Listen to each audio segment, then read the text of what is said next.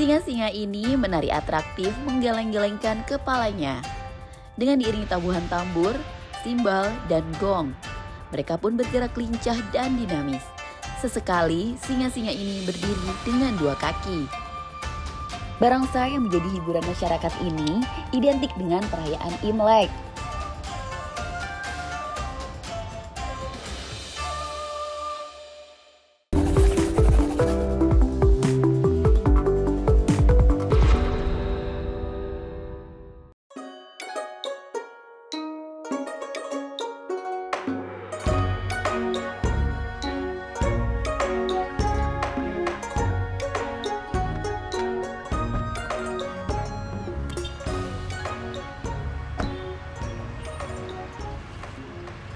Setelah melihat penampilan barongsai dan liong yang sangat menarik, saya jadi ingin tahu bagaimana cara pembuatan karya seni barongsai dan liong yang masih eksis sampai saat ini. Yang letaknya terletak di masih kawasan pusat Kota Bogor, Jawa Barat. Mari ikuti perjalanan dari nol kali ini ya. Di Gang Angbu nomor 2 Kota Bogor, Jawa Barat, seorang pengrajin barongsai, Lili Hambali, menuangkan karyanya. Permisi Pak Lili, Ya. lagi bersihin bulu-bulu. Iya, lagi pemasangan bulu nih sama aksesorisnya nih. Gitu. Lili Hambali adalah seorang mantan pemain barongsai di awal tahun 2000-an. Berawal dari rasa penasaran akan pertunjukan barongsai, ia sempat menerima jasa untuk memperbaiki hingga akhirnya ia terlibat sebagai pemain barongsai.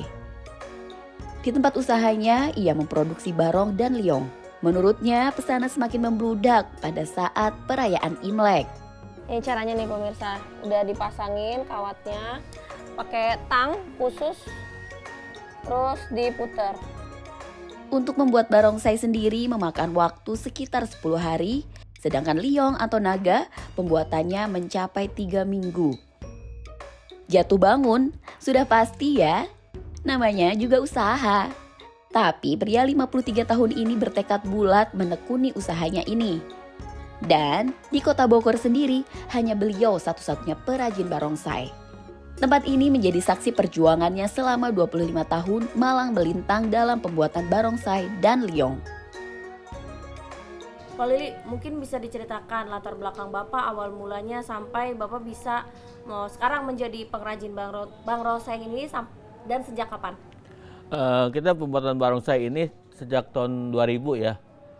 Awalnya sih kita dari teknik sih, sekolah ya, dari teknik. Nah, instalasi listrik juga. Nah, setelah itu kita lagi pemasangan listrik tuh ada ada orang ya yang punya barongsai waktu zaman dulu ya. Nah, kita tanya, kita aja belum tahu barongsai kayak gimana gitu ya awalnya tuh. Nah, kita tanya, Om ini apa gitu? Oh, barongsai kayak gimana, kita lihat ya. Disuruh main dulu latihan gitu, sebelumnya tuh latihan. Nah, setiap latihan gitu, nah kita tampil dari partai itu. Nah, setelah itu biasa kan kalau setiap main ada yang robek lah gimana ya, atau kena itu gitu. Nah, di situ kita coba betulin. Nah, di situ kata si Om tuh, ya coba lu bikin gitu. Nah, akhirnya sampai sekarang. Pak Lili, kemarin kan aku lihat ada permainan barongsai dan juga liong tuh Pak di suatu mall begitu. Itu menarik banget, jadi aku kepo nih cara pembuatannya gimana. Kalau pembuatannya sih ya kita ada tahap-tahapannya ya, ada prosesnya gitu. Tadi pertama kita siapin dulu nih, misalkan nih kita mau bikin nih rangkanya apa ya. Bahannya kok dari rotan ya, dari rotan kita siapin, kita ngerangkai. Setelah jadi baru kita pemasangan kertas sama kain ya. Nah, setelah kering baru kita pelukisan. Nah, baru udah dilukis beres semua, finishing, tinggal pemasangan aksesoris kayak bulu, matanya semua. Bulu gitu. ya, matanya ya. Mungkin nanti aku bisa ini ya Pak ya, ikut cara pembuatannya ya. Bisa, boleh. Boleh. Gitu. Oke.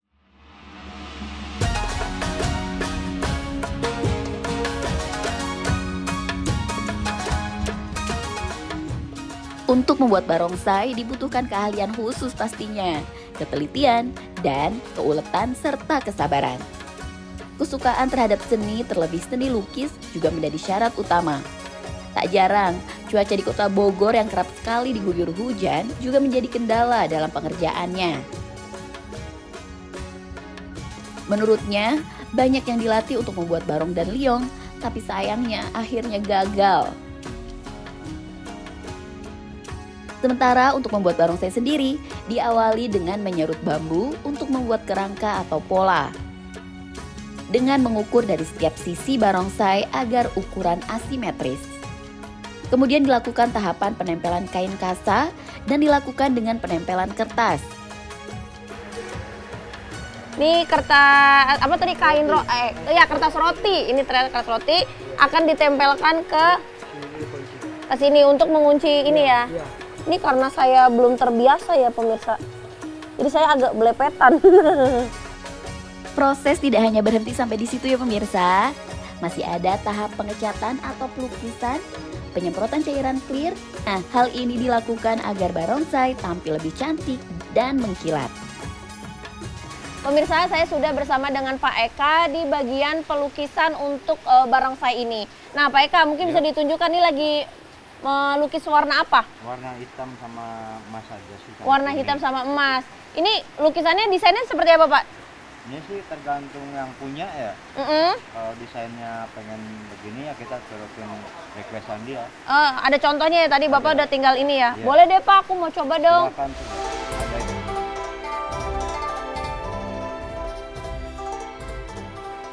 Nah pemirsa, saya udah selesai untuk melukis bagian dari barongsai ini. Dan ternyata tipsnya apa tadi PK? Tahan nafas ya. Oke, biar melukisnya itu lurus dan tidak berantakan. Terima kasih PK atas waktunya udah diajarin melukis barongsai. Nah kayaknya saya mau coba nih untuk memakai dari barongsainya sendiri. Berat gak sih? Saya coba di situ ya. Tak lupa menempelkan mata dan memasang kedipan mata ya. Dan untuk warna, menyesuaikan dong pastinya. Ditambah lagi bagian mata dan mulut. Tahap ini merupakan tahap akhir dalam pembuatan barongsai. Atau yang biasa dikenal dengan istilah finishing, pemasangan mata, pom hidung, jidat, dan janggut. Selain keahlian, ketekunan, dan kesabaran, faktor cuaca yang menjadi kendala dalam pembuatan barongsai di sini adalah banyak bahan baku yang harus diimpor dari luar negeri, seperti bulu domba, mata, dan aksesoris.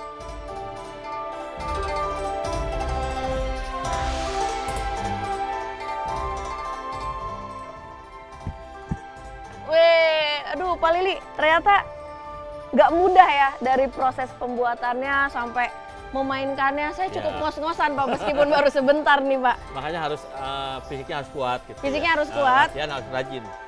Dan latihannya harus rajin ya. Betul. Ini ada berapa kilo tadi? Paling sekitar kalau ini sih ini belum termasuk badan ya. Paling sekitar ya, hampir 2 kurang.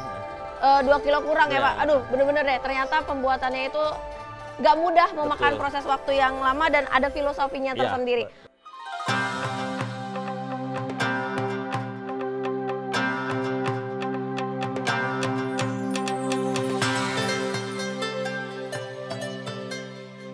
Barongsai-barongsai ini dibuat sesuai pesanan setiap harinya dan melibatkan 4 orang pengrajin yang menjadi tangan kanan Lili Hambali sejak lama.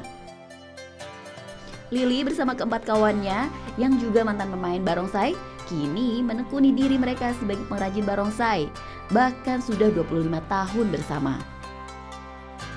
Lili melayani pesanan pelanggan dari dalam dan luar negeri, salah satunya Frandi, seorang pelanggan tetap asal Sukabumi yang memilih menyambangi langsung Lili di tempat usahanya.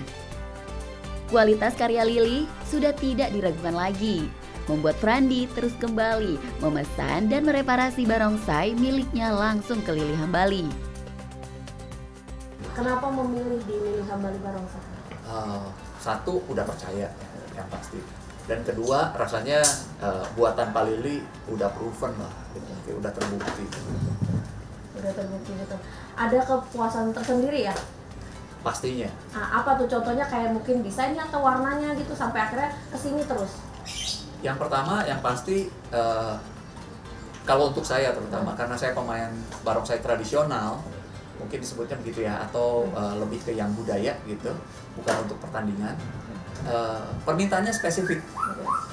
Pak Lili juga kadang-kadang ketawa-ketawa kalau saya minta gitu.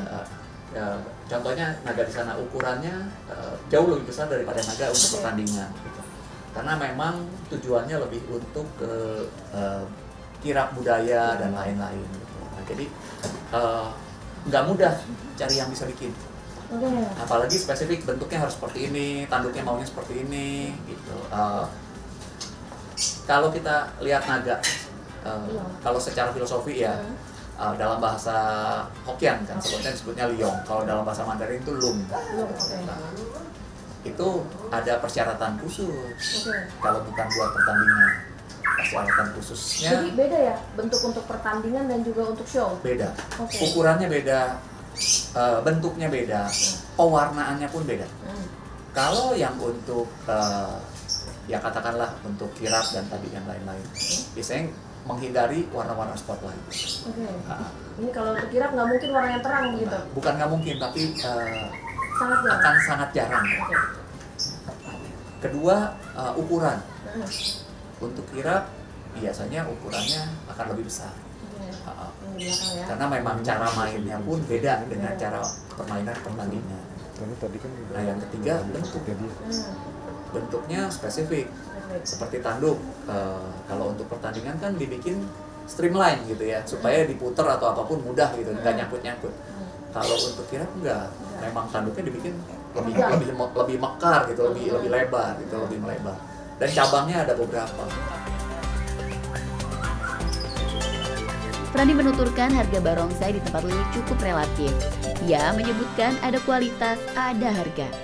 Untuk range harganya di Lili Hambali ini, harganya gimana Bang? Aduh, kalau harga, yang pasti gini, kita beli apapun, itu ada value for money, gitu ya.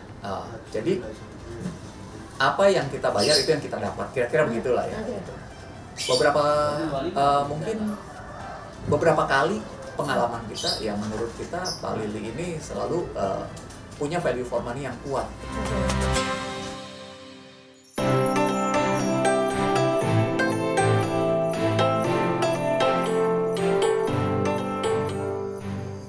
Lili sendiri mulai memasang harga barongsai dari 5,5 juta rupiah sampai 6,5 juta rupiah saja loh. Sementara itu untuk liong berada di kisaran harga 9 jutaan rupiah saja. Selama puluhan tahun membuat barongsai dan liong, penjualan sudah dari Sabang sampai Merauke. Dan yang lebih kerennya lagi nih, barongsai ini penjualannya juga sudah tembus hingga mancanegara. Mulai dari Malaysia, Singapura, Jerman, bahkan hingga Arab Saudi. Dan yang terbaru nih, ada pemesanan dari negara Austria. Wah, keren banget ya.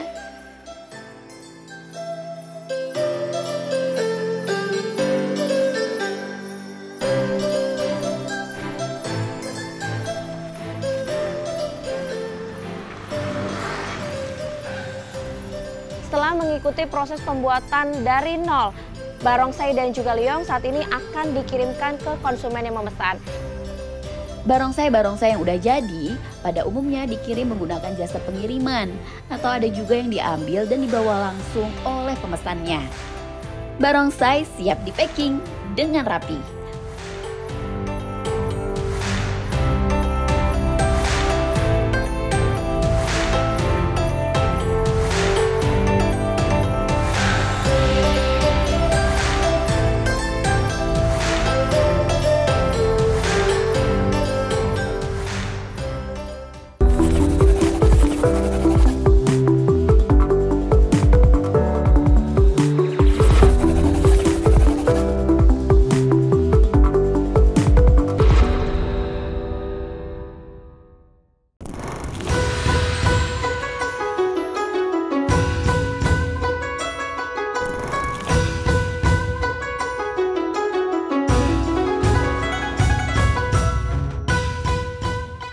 Ada banyak versi legenda mengenai asal-usul barongsai.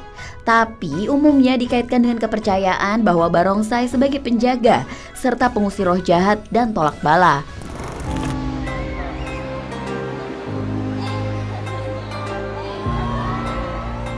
Barongsai adalah seni tradisional yang berasal dari daratan Tiongkok.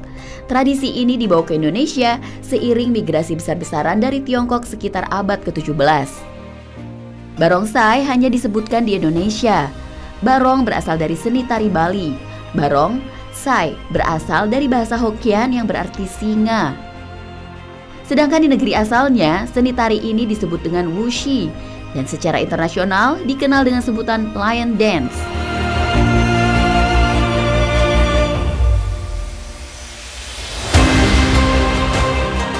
Asal-usul barongsai yang disebut legenda Nian berdasarkan legenda ada iblis yang bersemayam di daerah pegunungan bernama Nian. Nian kerap kali meneror desa-desa. Nian sempat dikurung oleh para dewa, namun makhluk jahat ini berhasil melepaskan diri. Seorang pertapa mengatakan cara untuk mengusir Nian adalah dengan mengecat warna rumah-rumah dan pagar warga desa dengan warna merah terang, memukul gendang, dan menyalakan petasan. Nian yang melihat warna terang di seluruh tembok rumah-rumah masyarakat mencoba mencari jalan masuk ke permukiman warga. Namun, kemanapun ia pergi, selalu diikuti dengan bunyi berisik dari para warga yang tak hentinya memukulkan gendang panci dan alat perkakas rumah lainnya. Nian akhirnya lari menghilang dan warga pun merayakan kemenangan mereka. Sejak saat itu, untuk memperingati kejadian tersebut, seluruh warga di dataran Tiongkok merayakan hari pergantian tahun dengan melakukan bushi, diiringi gemuruh genderang dan petasan yang sangat meriah.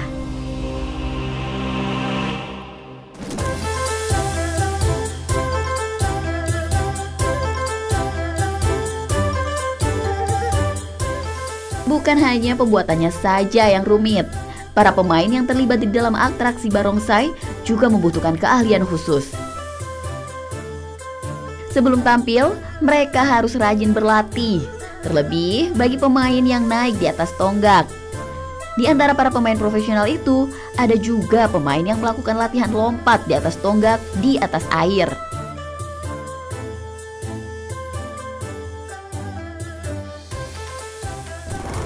Saya juga semakin penasaran nih, seperti apa perjuangan dan kerja keras salah satu kelompok pemain barongsai, Kong Ha Hong, yang sudah eksis selama 26 tahun. Nah, ini dia nih, kelompok pemain barongsai yang kerap kali tampil di berbagai acara, seperti perayaan Imlek maupun acara lainnya. Ya, sudah pasti dong, mereka orang-orang yang sudah terlatih secara profesional.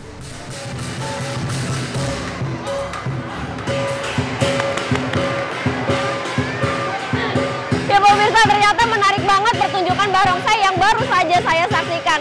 Ini penontonnya juga cukup antusias begitu dan cukup terpukau. Saya juga termasuk. Tadi mereka sempat naik di atas tonggak dengan lincahnya dan cukup penasaran gitu, menggugah saya. Saya ingin mengobrol-ngobrol langsung sih sama tim Kong Ha Hong Indonesia ini.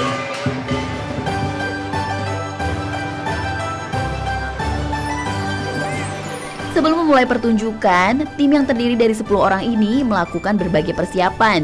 Diawali dengan memakai kostum dan perlengkapan lainnya seperti kaos kaki dan sepatu hingga menyikat bulu-bulu pada barongsai. Andri Wijaya adalah seorang pelatih dari tim Kong Ha Hong Indonesia. Kecintaannya terhadap barongsai sudah ia tunjukkan sejak usia 16 tahun. Menurut Andri, barongsai memiliki keunikan tersendiri. Tidak hanya sebagai hiburan pada perayaan Imlek semata, namun keahlian akrobat dan kungfu yang ditunjukkan saat tampil. Ya, hari ini kita udah show. Halo. Andri, ganggu sebentar. Iya. Ini abis show apa mau latihan nih? Kita habis show. Abis show, ntar mau latihan lagi? Enggak, udah show udah sih. show. Udah show. Oke, Ko Andri, aku mau ngobrol-ngobrol sedikit terkait dengan barongsai ini. Ganggu sebentar bisa ya? Boleh. Oke, kenapa tertarik bermain barongsai? Ya, karena ya pertama kita ngelihat barongsai itu sebenarnya ya unik ya. Jadi dia perpaduan antara akrobat, kesenian, dan yang main itu harus menjiwai. Jadi selain dia tari-tarian, tapi dia juga harus ada kekuatannya, ada akrobatnya juga. Jadi kan kalau tadi kita lihat pertunjukan tadi kan itu kan mereka harus mengekspresikan juga. Selain mengekspresikan, mereka ada tingkat kesulitan. Jadi untuk melompat ke tonggak ini mereka kan perlu akrobatnya juga.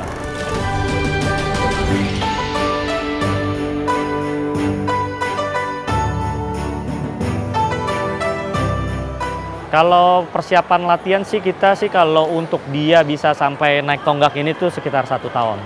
Ya awalnya ya saya juga pernah jatuh juga, pernah kena kepala juga pernah, patah kaki juga pernah. Jadi ya memang ya permainan ini ya itulah uniknya bukan hanya tariannya doang. Jadi mereka ya butuh kita punya mental juga. Jadi setelah kita jatuh itu kita bangun lagi tuh seperti apa.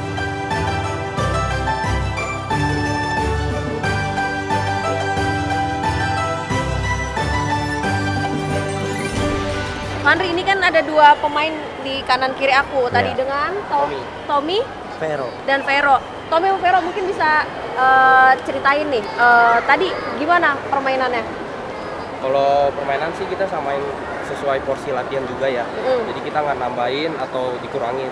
Nggak nambahin dikurangin? Iya, jadi porsi latihan kita gimana, di show-nya kita lakukan yang sama. Oke, kalau dari Vero? Oh ya, kita sih selalu pegang konsep yang sama ya. Jadi kalau misalnya kita di latihan, kita latihnya ini, ntar kalau pas di show juga kita lakuinnya yang pas di latihan juga. Jadi nggak ada yang ditambahin langsung atau apa gitu. Kita harus sesuai porsinya aja. Sesuai porsi, berarti pas tadi tonggak-tonggak ini sama sesuai dengan latihan? Iya. Sama sesuai latihan? Sesuai latihan.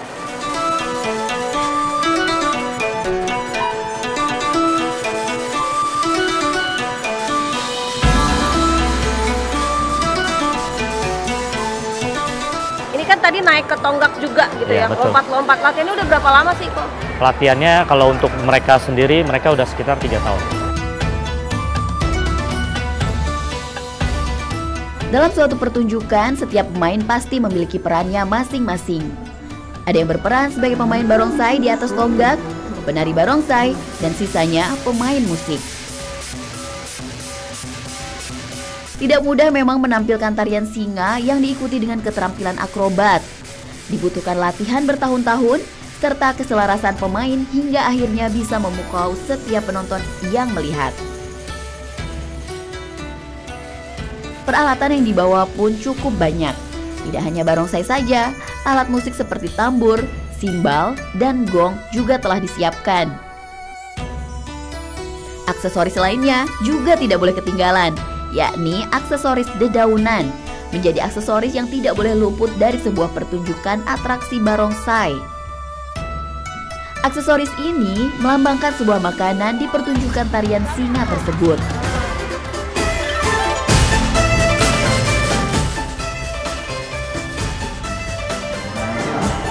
Ada 3 barongsai yang digunakan oleh tim Kong Ha Hong pada pertunjukannya kali ini. Barongsai singa putih yang melambangkan kesucian melompat ke sana kemari menaiki tonggak tinggi menjadi bintang utama dalam pertunjukan ini.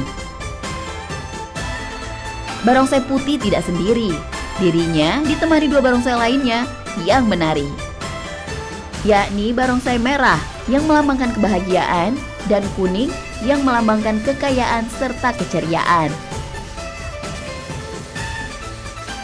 Selain warna, hadirnya barongsai di setiap perayaan Imlek memiliki makna. Ia dipercaya menjadi simbol penjaga dan tolak bala. Ya kalau merah itu biasanya kita dalam barongsai itu melambangkan keberanian. Jadi kalau putih itu kesucian, kuning itu kekayaan dan kecerahannya. Kecerahan itu melambangkan untuk menyambut tahun. Iya, betul. Sebagai pemain dan sekarang sebagai pelatih barongsai, Andri mengakui banyak suka duka yang dirasakan setelah 26 tahun bergabung dalam tim barongsai Kong Ha Hong. Suka dukanya sih ya lebih banyak dukanya sebenarnya kita juga. Kenapa tuh? Karena ya jujur ya kita ini sekarang ini kan udah jadi atlet. Walaupun kita jadi atlet ya karena kita latihannya pun juga kita kadang kan karena ini berisik. Karena ini berisik jadi kita ya kadang-kadang juga dikomplain sama tetangga, dikomplain terus cari tempat latihannya susah.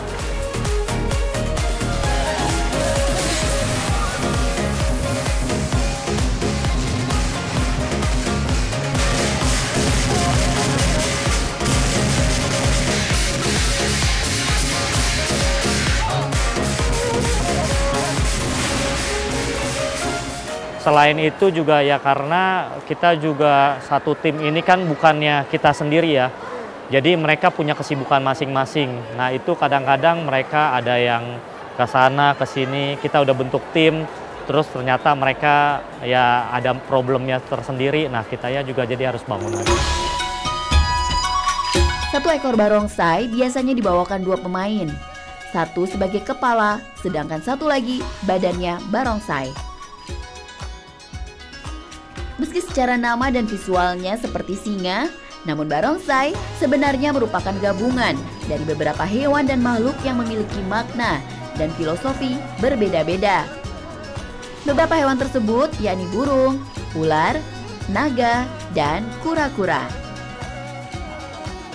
Tanduk barongsai yang merupakan burung merupakan simbol dari kehidupan, dan ular pada tulang belakang merupakan lambang pesona dan kekayaan.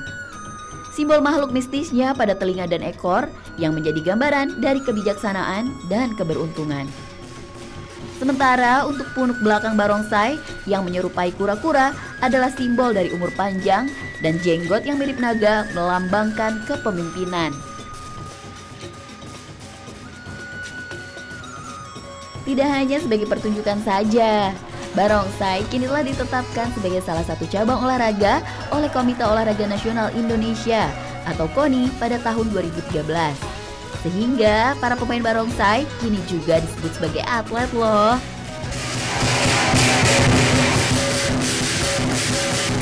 Ya harapannya ke depan ya kita bisa masuk PON lagi untuk yang selanjutnya ya, Pekan Olahraga Nasional. Karena dengan ya kita masuk olahraga ini ya teman-teman barongsai ini mereka juga bukan hanya berlatih, memang kita 1 tahun itu pasti berlatih full. Cuman jadi kita kalau dengan masuknya jadi olahraga ikut PON lagi, mereka juga akan lebih giat lagi. Jadi ya makanya dengan harapan ini udah masuk olahraga ya kita bisa lebih lagi untuk mendapatkan prestasinya. Pasti ada, karena kita dalam 1 tahun itu kita nanti di bulan 6 itu ada di Malaysia, itu kejuaraan dunia di Genting. Terus bulan 10 itu biasanya kita ada di Tiongkok. Jadi bulan 11 juga ada di Tiongkok. Jadi kita memang minimal itu biasanya dalam 1 tahun ke luar negeri itu 3 kali.